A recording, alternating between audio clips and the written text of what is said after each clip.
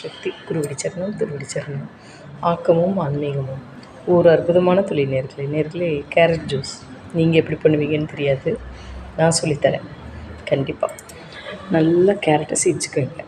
சீச்சின்ட்டு குங்குமப்பூ இருந்தால் கொஞ்சம் போடுங்க. குங்குமப்பூ என்கிட்ட இல்லைன்னா நேச்சுரல் உங்கள் இஷ்டம், அது போட்டிங்கன்னா ஒரே ஒரு வாசனைக்கு. எப்பொழுதுமே நம்ம ஏலக்காய் சேர்த்தோம்னா ஆற்றுக்குள்ள தலைவலி வராது, ஜீரண சக்தி கண்டிப்பாக இருக்கும். துளியோண்டு குழந்தையாக இருந்தாலும் சரி எதுக்குமே பயப்படாதீங்க. கொஞ்சோண்டு சின்ன ஏலக்காய் போட்டு நல்லா வலுவலுன்னு அரைச்சிருங்க. ப்ளைன் ஜூஸ் வேணும் கேரட்டில் அப்படின்னா வெறும் ப்ளைன் எடுத்து கொடுங்க.